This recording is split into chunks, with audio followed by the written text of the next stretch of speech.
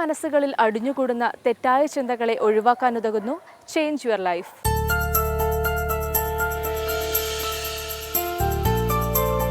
കുട്ടികളുടെ സ്വഭാവ സവിശേഷതകളും അതിൽ മാതാപിതാക്കളുടെ റോളും.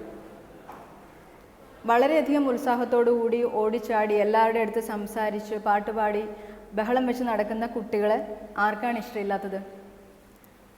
അതേപോലെ തന്നെ മറ്റുള്ളവരുടെ മുമ്പിലേക്ക് വരാൻ മടി കാണിച്ച് ഉള്ളിലേക്ക് ഒതുങ്ങി വളരെയധികം ഒരു ഷൈ നേച്ചേർഡ് ആയിട്ടുള്ള കുട്ടികളെ നമുക്കറിയാം. ഈ രണ്ട് സ്വഭാവങ്ങളും വളരെയധികം വ്യത്യസ്തമാണ്.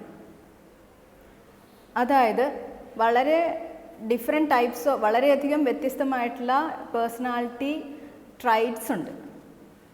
അപ്പോൾ അതിലുള്ള രണ്ട് വ്യത്യസ്തമായ പേഴ്സണാലിറ്റി ട്രൈറ്റ്സാണ് ഈ എക്സ്ട്രോവേർഷനും ഇൻട്രോവേർഷനും.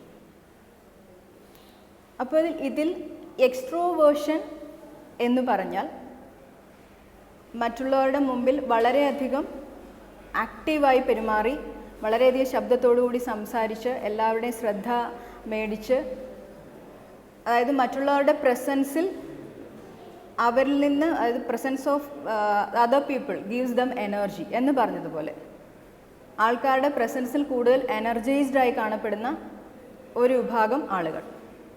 അവർ ഓൾവേസ് ഫൺ ലവിങ് ആയിരിക്കും. ആൻഡ് അവർക്ക് ഓൾവേസ് മറ്റുള്ള ആൾക്കാരുടെ പ്രസൻസിലാണ് അവർക്ക് ഏറ്റവും നന്നായിട്ട് പെർഫോം ചെയ്യാൻ പറ്റുക. ഒരു ഗ്രൂപ്പിൽ അവർ വളരെയധികം സ്മാർട്ടായിട്ട് ബിഹേവ് ചെയ്യും. ലീഡർഷിപ്പ് റോൾസ് അവർക്ക് എടുക്കാൻ സാധിക്കും. എന്നാൽ ഇതിൽ നിന്നും നേരെ വ്യത്യസ്തമാണ് ഇൻട്രോവേർഷൻ. അവർ സ്വന്തം ഷെല്ലിനുള്ളിലേക്ക് ഒതുങ്ങിക്കൂടി വളരെ സോളിറ്ററി ആയിട്ടുള്ള ആക്ടിവിറ്റീസിൽ കൂടുതൽ താല്പര്യം കാണിച്ച് അതിൽ വളരെയധികം സക്സസ്ഫുൾ ആവുകയും ചെയ്യും. ദാറ്റ് ഈസ്, ഒരു പർട്ടിക്കുലർ ടാസ്ക് അവർക്ക് കൊടുത്തു കഴിഞ്ഞാൽ അത് വളരെ പെർഫെക്റ്റ് ആയിട്ട് അവർക്കത് കംപ്ലീഷനിലേക്ക് എത്തിക്കാൻ സാധിക്കും. അപ്പോൾ ഇങ്ങനെ രണ്ട് വ്യത്യസ്തമായ പേഴ്സണാലിറ്റി ടൈപ്സാണിത്. അപ്പോൾ ഇതിൽ ഒന്ന് നല്ലത് മറ്റേത് മോശം എന്ന് നമുക്ക് പറയാൻ സാധിക്കില്ല. ഇത് രണ്ടും അതിൻ്റേതായ രീതിയിൽ വളരെയധികം നല്ലതാണ്. അപ്പോൾ ഇങ്ങനെ ഈ രണ്ട് സ്വഭാവത്തിലുള്ള കുട്ടികളെയും നമുക്ക് കാണാൻ സാധിക്കും. ഇതിൽ പലപ്പോഴും സംഭവിക്കുന്ന പ്രോബ്ലം എന്താണെന്ന് വെച്ചാൽ, വളരെ സ്മാർട്ടായി എല്ലാവരുടെ അടുത്തും സംസാരിച്ച് പെരുമാറുന്നതാണ് നല്ലത്, മറ്റേത് മോശമാണ്, അല്ലെങ്കിൽ അങ്ങനെയുള്ള കുട്ടികളെ കൂടി നമ്മൾ ഇങ്ങനെ ആക്കണം എന്നുള്ളൊരു ചിന്താഗതി എങ്ങനെയോ എപ്പോഴോ എല്ലാ അമ്മമാരുടെയും മനസ്സിലുണ്ട്. അതായത് സ്വന്തം കുട്ടി ഇപ്പോൾ എന്തെങ്കിലും ഒരു പാർട്ടിയിലോ അല്ലെങ്കിൽ എന്തെങ്കിലും ഒരു ഫംഗ്ഷനോ പോയാൽ കുറച്ച് നാണം കുണുങ്ങി കുറച്ച് ഉള്ളിലേക്ക് വലിഞ്ഞ് നിൽക്കുന്ന സ്വഭാവം കാണിക്കുമ്പോൾ അമ്മയ്ക്ക് അതൊരു ആങ്സൈറ്റിയാണ്. മറ്റുള്ള കുട്ടികളെ പോലെ എൻ്റെ മോൻ എന്തുകൊണ്ട് പുറത്തേക്ക് വരുന്നില്ല, എന്തുകൊണ്ട് മറ്റുള്ളവരുമായിട്ട് അധികം ഇൻട്രാക്ട് ചെയ്യുന്നില്ല, മറ്റുള്ളവരുടെ മുമ്പിൽ എന്തുകൊണ്ട് പാട്ടുപാടി കേൾപ്പിക്കുന്നില്ല. അപ്പോൾ അവരെന്താ ചെയ്യുക? ഈ കുട്ടിയെ വളരെയധികം പുഷ് ചെയ്യുന്നു. നീ അങ്ങനെ ചെയ്യുക, ആ കുട്ടിയെ കണ്ടുപിടിക്കുക, അതുപോലെ ആകണ്ടേ, അതല്ലേ നല്ലത് എന്നുള്ള രീതിയിലുള്ള കമൻറ്റുകൾ കൊടുക്കുന്നു. അതോടൊപ്പം തന്നെ അതിലേക്ക് ബലമായിട്ട് എത്തിക്കാനായിട്ട് ശ്രമിക്കുകയും ചെയ്യുന്നു. അപ്പോൾ ഇത് കുട്ടികളിൽ അനാവശ്യമായിട്ടുള്ള ഒരു ആങ്സൈറ്റി ഉണ്ടാക്കുകയാണ് ചെയ്യുന്നത്. ആക്ച്വലി അവരുടെ ഒരു ബേസിക് പേഴ്സണാലിറ്റി ട്രെയ്റ്റ് ആണത്, ഇൻട്രോവേർഷൻ. അപ്പോൾ അതിനെ നമ്മൾ ബലമായി മറ്റേതിലേക്ക് എത്തിക്കാൻ ശ്രമിക്കുമ്പോൾ അത് പിന്നീട് അതൊരു രണ്ടാൾക്കാരെ കൂടുതൽ കണ്ടു കഴിഞ്ഞാൽ ഓവറായിട്ടൊരു ആങ്സൈറ്റി, അതായത് എനിക്കെന്തോ കുറവുണ്ടെന്നുള്ളൊരു തോന്നൽ അവരിൽ സൃഷ്ടിക്കുകയാണ് നമ്മൾ ചെയ്യുന്നത്.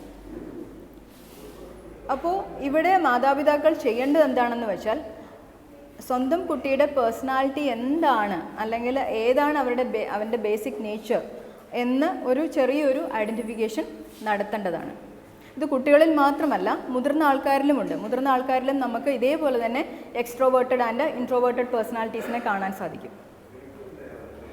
കാരണം മറ്റുള്ളവരുടെ മുമ്പിലേക്ക് അധികം വരാനായിട്ട് താല്പര്യം കാണിക്കാതെ ഉള്ളിലേക്ക് ഒതുങ്ങുന്ന സ്വഭാവക്കാരെ.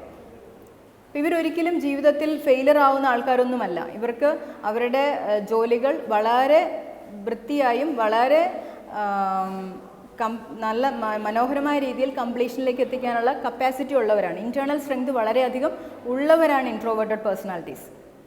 ഓൺലി തിങ് അവർക്ക് ഒരു പബ്ലിക്കിനെ ഫേസ് ചെയ്യാനോ അല്ലെങ്കിൽ അതിൽ കൂടുതലായിട്ടൊരു താല്പര്യം ഉണ്ടാവില്ല. അതാണ് ഒരിക്കലും അവർ ഷൈ നേച്ചേർഡ് നമുക്ക് കാറ്റഗറൈസ് ചെയ്യാൻ പറ്റില്ല. അവർ നാണം കുണുങ്ങികളല്ല. കുറേ ആൾക്കാരുടെ പ്രസൻസിൽ അവർക്കൊരു ക്ഷീണം തോന്നുന്ന ഒരവസ്ഥയാണ്. അതായത് ഒരു ഫംഗ്ഷനൊക്കെ പോയി കഴിഞ്ഞാൽ തിരിച്ചു വരുമ്പോൾ അവർ പറയും, ഒത്തിരി ആൾക്കാരുടെ അടുത്ത് സംസാരിച്ചു, വല്ലാതെ ക്ഷീണം തോന്നുന്നു, എനിക്കൊന്ന് ഒറ്റയ്ക്ക് ഇരിക്കണം എന്നുള്ളൊരു താല്പര്യമായിരിക്കും അവർ കാണിക്കുക. അതേസമയം എക്സ്ട്രോവേർട്ടഡ് പേഴ്സണാലിറ്റീസ് എങ്ങനെയായിരിക്കും? അവർക്ക് കുറേ ആൾക്കാരുടെ മുമ്പിൽ നിൽക്കുക അല്ലെങ്കിൽ കുറേ ആൾക്കാരുമായിട്ട് ഇൻട്രാക്ട് ചെയ്യുമ്പോഴായിരിക്കും അവർ കൂടുതലായിട്ട് എനർജൈസ്ഡ് ആവുന്നത്. അപ്പോൾ ഈ രണ്ട് പേഴ്സണാലിറ്റീസിനെയും ഈ ഒരു രീതിയിൽ നമ്മൾക്ക് ഐഡൻറ്റിഫൈ ചെയ്യാൻ സാധിക്കും.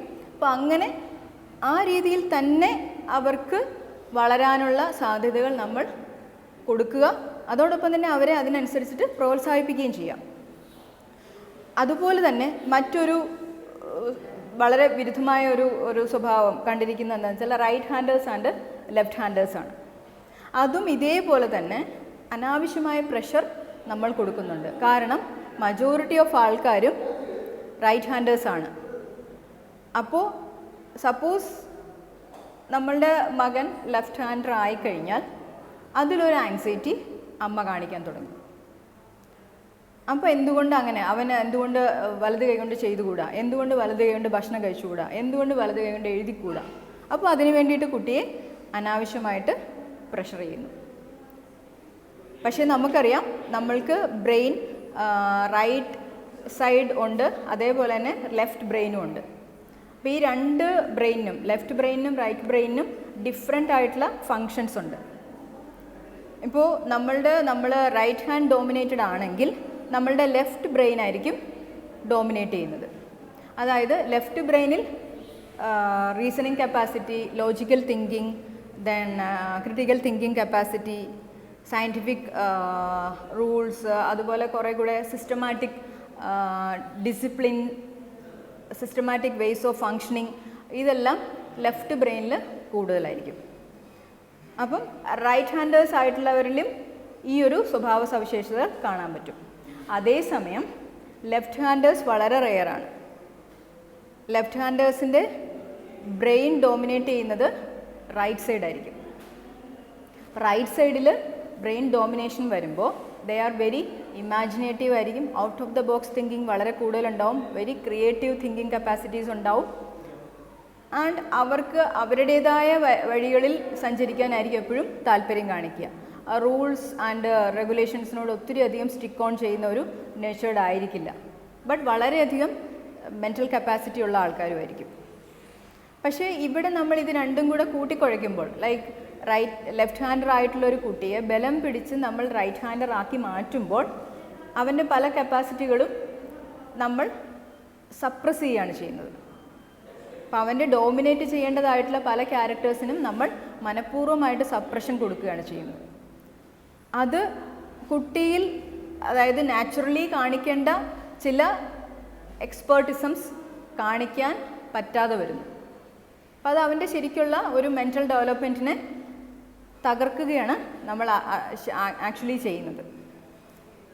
അപ്പോൾ ഇത് ഇങ്ങനെയുള്ള കറക്ഷൻസ് നമ്മൾ ചെറിയ പ്രായത്തിൽ കൊടുക്കേണ്ട ആവശ്യം ഒട്ടുമില്ല. കാരണം ഇത് നമ്മളുടെ കുട്ടികളുടെ വളർച്ചയെ നല്ല രീതിയിലാക്കും എന്നാണ് നമ്മൾ വിചാരിക്കുന്നത്. അത് പക്ഷേ ഒരു തെറ്റിദ്ധാരണയാണ്. ശരിക്കും പറഞ്ഞാൽ നമ്മൾ തന്നെ നമ്മളുടെ കുട്ടികളുടെ വളർച്ചയെ മുരടിപ്പിക്കുകയാണ് ചെയ്യുന്നത്. അപ്പോൾ ഇങ്ങനെയുള്ള കറക്ഷൻസ് കൊടുക്കുന്നതിന് പകരം നമ്മളുടെ കുട്ടികൾക്ക് ആവശ്യമായിട്ടുള്ള ചില കറക്ഷൻസും ചില പേരൻറ്റിങ് ടെക്നിക്സുമുണ്ട്. അതാണ് നമ്മളുടെ കുട്ടികൾക്ക് നൽകേണ്ടത്. ഇപ്പോൾ നമുക്കറിയാം, നമ്മൾ എല്ലാവരും എപ്പോഴും കാണുന്നതാണ്, നമ്മളുടെ ചുറ്റുപാടും വളരെയധികം കോച്ചിങ് സെൻറ്ററുകളും പേഴ്സണാലിറ്റി ഡെവലപ്മെൻറ്റ് ക്ലാസ്സുകളും എല്ലാം ഫലഭൂയിഷ്ഠതയോടുകൂടി വളർന്നു വരുന്നുണ്ട്. ഇതിനുള്ളൊരു കാരണം എന്താണെന്ന് ചോദിച്ചാൽ, പേരൻസിന് തന്നെ പലപ്പോഴും ഒരു ആശങ്കയുണ്ട്, ഞങ്ങൾ വളർത്തുന്ന രീതി ശരിയാണോ, അല്ലെങ്കിൽ ഇത്രയൊക്കെ മതിയോ, അവനൊരു പ്രോപ്പറായിട്ടൊരു പേഴ്സണാലിറ്റി ഡെവലപ്മെൻറ്റ് ഉണ്ടാവണമെങ്കിൽ ഒരു 1 വീക്കെങ്കിലും ഒരു ഡെവലപ്മെൻറ്റ് ക്ലാസ്സിന് പോകുമല്ലേ നല്ലത്. അപ്പോൾ അതിനുവേണ്ടി അങ്ങനെ കൊണ്ടാക്കുന്നു. അതുപോലെ വളരെയധികം ഫീസ് കൊടുത്ത് ഏറ്റവും മുന്തിയ സ്കൂളിൽ തന്നെ അഡ്മിഷൻ മേടിക്കാനായി തത്രപ്പെടുന്നു. അപ്പം ഇങ്ങനെ പേരൻസിന് എന്ത് ചെയ്താലാണ് എൻ്റെ കുട്ടി ഏറ്റവും മിടുക്കനാവുക, ഏറ്റവും നല്ലതാവുക എന്നുള്ള ഒരു ആങ്സൈറ്റി ഉണ്ട്. ആ ആങ്സൈറ്റിയെ മുതലെടുക്കാനായിട്ടുള്ള പല സ്ഥാപനങ്ങളും നിലനിൽക്കുന്നുമുണ്ട്.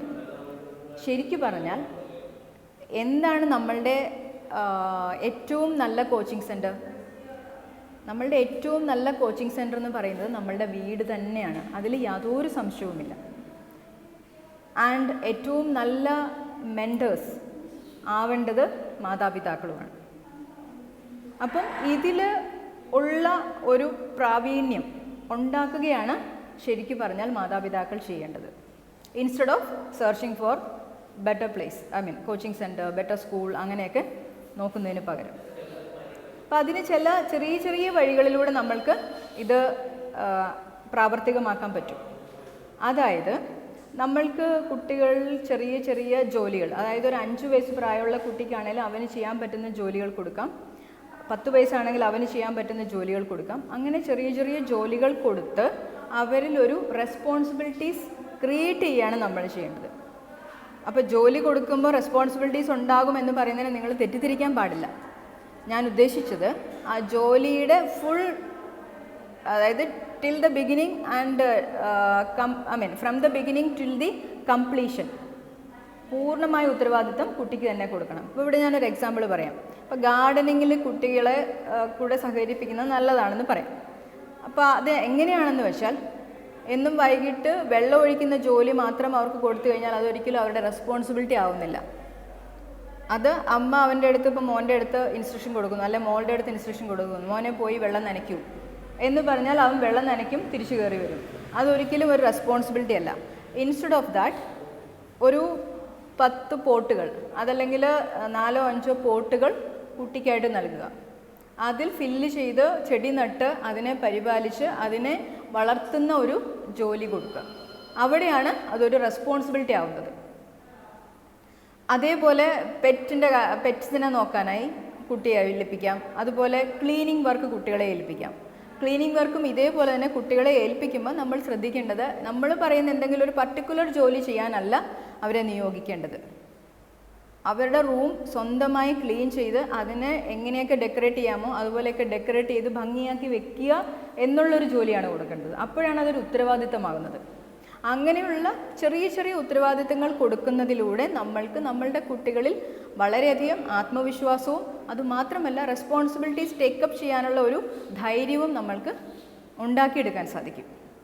അപ്പോൾ അതിന് വേണമെങ്കിൽ നമ്മൾക്കൊരു മോണിറ്ററി ബെനിഫിറ്റോ അതല്ലെങ്കിൽ എന്തെങ്കിലും അവർക്ക് ഏറ്റവും ഇഷ്ടപ്പെട്ടുള്ള ഒരു കാര്യം എന്തെങ്കിലും ഇൻ റിട്ടേൺ ആയിട്ട് ചെയ്യുകയും ചെയ്യാം. ഫോർ എക്സാമ്പിൾ, ഇപ്പോൾ ഒരു ഈവനിങ് ഒരു സിനിമയ്ക്ക് പോകണമെന്ന് കുട്ടി ഡിമാൻഡ് ചെയ്യുകയാണെങ്കിൽ, ഓക്കെ നമുക്ക് വിൻഡോസ് എല്ലാം ക്ലീൻ ചെയ്യാം. വിൻഡോസ് എല്ലാം ക്ലീൻ ചെയ്ത് കഴിഞ്ഞാൽ we can take you for A film. ആ രീതിയിൽ നമ്മൾക്കൊരു ടാസ്ക് കൊടുക്കാം. അപ്പോൾ അവിടെ അതൊരു പോസിറ്റീവ് റീഇൻഫോഴ്സ്മെൻ്റ് ആണ്. അപ്പോൾ ഒരു ജോലി ചെയ്ത് കഴിഞ്ഞാൽ അതിന് ഇൻ റിട്ടേൺ ആയിട്ട് നമ്മൾക്ക് ഇഷ്ടമുള്ള എന്തെങ്കിലും ഒരു കാര്യം കിട്ടും എന്നുള്ളൊരു തോന്നൽ കൂടി കുട്ടിയിലുണ്ടാവുന്നുണ്ട്. അപ്പോൾ ജോലി ചെയ്യാനുള്ള മടി മാറുകയും അതോടൊപ്പം അതിലൂടെ കിട്ടുന്ന ആ ഒരു ബെനഫിറ്റ്, അതിൻ്റെ വില എന്താണെന്ന് അവർക്ക് മനസ്സിലാവുകയും ചെയ്യുന്നു.